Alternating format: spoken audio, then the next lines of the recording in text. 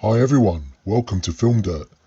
Let's talk about a great mid-90s movie, Speed, starring Keanu Reeves, Sandra Bullock, Dennis Hopper, Jeff Daniels, and lots of other faces you've seen in other stuff. This movie had a great cast, and it always seemed to me as being a typical 90s action movie, doesn't it? I love this movie for what it is. It is a little bit unbelievable in places and very in your face with lots of wise guy back chat and corny dialogue. But for what it is, it's one of those fantastic films that I feel you could put on with the family and all ages will appreciate it.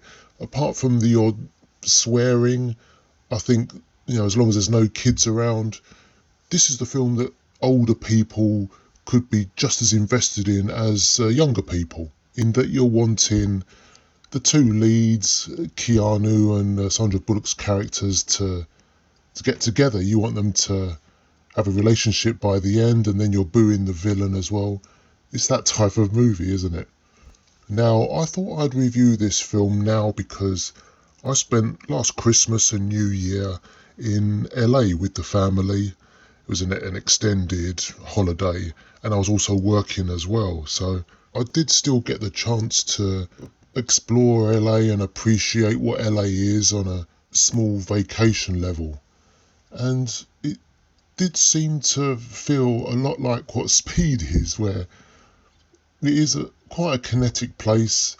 I was always imagining films like Speed and those similar mid-90s style movies. They always seem to have that similar look and feel, didn't they? So I saw this film on the flight back to England, and it was good to see it again. It's been such a long time since I've seen this or the very average sequel.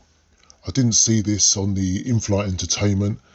I don't think they'd show a film like this. I saw it on my tablet actually. I do prefer seeing films on my own device. I think in-flight movies, they always seem to be cut down. I remember a few years ago I saw The Last Samurai and the runtime was about 10 or was it almost 15 minutes shorter than the actual runtime of the movie. So I couldn't continue watching it knowing that I was missing some. I have to see the film as it is from start to finish, otherwise it's just my thing. I just can't get into it. So I really enjoyed this film, seeing it again. It doesn't seem too dated. It's just a really fun, kinetically directed movie. Now, the director of this film is DeBont, a Dutch director who, for some reason, had a very limited success in Hollywood. He did a few decent movies, and wasn't he mainly a cinematographer rather than a director? But this film really should have catapulted his career a lot higher than it reached in my eyes. Because I remember the mid-90s where this was the film of the moment. This was it. This was all over the place. This is what everyone in my workplace was talking about. Probably because the cast was so great. Keanu Reeves at the time, he was the man, and still is now, but he was definitely the man at the time. And also, what a great theme. It's one of those typical trailer themes, isn't it, where you hear a very brief portion of music and it really gets the message across that this is an action movie. I think it was Mark Mancina. I had a little look into his work, and it looks like he's from the school of Hans Zimmer, where he had a number of upcoming composers within his crew that assisted him on various movies. And that's evident here because the theme is driving, and I keep using the word kinetic, and that's what I feel from this movie. It just doesn't seem to stop, really, and you don't want it to.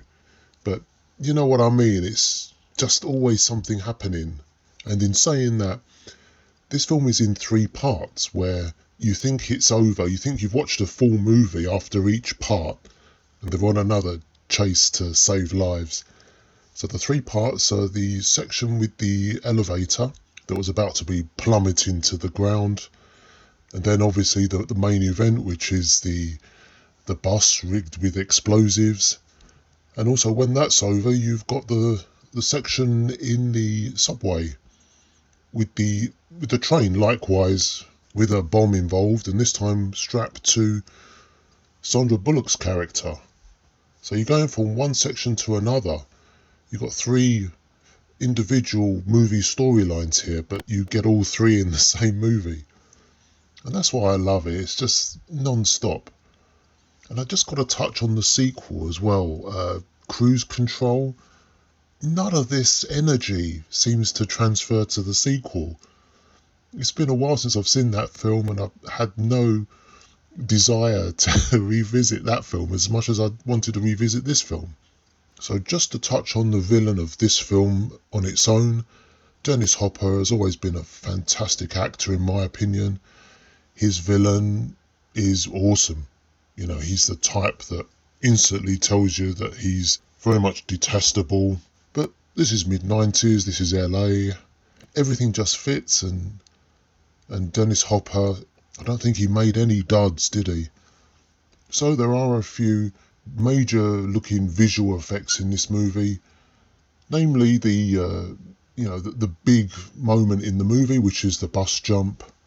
That was a special effect. I think it was 2 shots overlaid just to show the gap in the road, and it looked seamless. You know, this was 1994. I don't think it's not CGI as such. Maybe to clean out the seams in the shot, maybe, but it all looks really convincing for a film of that time period. And the small effects elsewhere in the film, such as the bus that exploded on the runway, yeah, that looked very practical. I don't know if it was a miniature. I don't think it was, but looked great. The only glaring error I saw was the earlier bus that exploded. You could clearly see that it's pulled along by another van. I'm surprised a few of those shots even made it into the film, because looking at it now in high definition, it's really obvious that it's pulled along and you can't unsee it. But when you're really invested in such a good film, you can excuse small errors like that. Going back to the later bus jump, it's the main moment, isn't it, that the whole marketing machine for this movie built up to. It's that God moment where you think, did something happen to prevent the bus from plummeting, and was it divine intervention? You know, we can mention all sorts of things like that, but what a great, fantastic moment. And we're all along for the ride. It's just one of those ridiculous moments that you just go along with it. And that's what I love about films like this. And for me, I did want to see Jack and Annie get together at the end. And I think they did, didn't they? But it didn't seem to last because Keanu wasn't in the sequel. And I think it really hurt that movie that Keanu wasn't in it. And that sequel just seemed to fizzle out, you know, even before it started. And really, Keanu should have been in it to continue their story, because that relationship was what drove the original film. It was that lovely chemistry the two characters clearly had. And it's all well and great having great action and a driving theme, but it just boils down to the characters on screen and whether they're likeable and whether you're interested and invested in their story. And I think we were invested in those two. It's a shame about the sequel. It wasn't a great film. I may come back and revisit that. Probably not next, probably at a later date. Who knows, if I can stomach it. But for me, the original Speed is a 5-star movie. It's just one of those that really just stand the test of time. It's always a great watch, and that's what I gauge my marks on. I don't really care if they're showing their age or if it's just unbelievable. Some films just really get you, no matter how ridiculous the premise is. And this is one of those films. I love it, and it's well worth a revisit. So, thanks for revisiting this film with me. I really enjoyed talking about it again. And as always, it will be great to have you again for the next review. Like and subscribe, you know the drill. And it was great talking to you. See you again soon. Take care.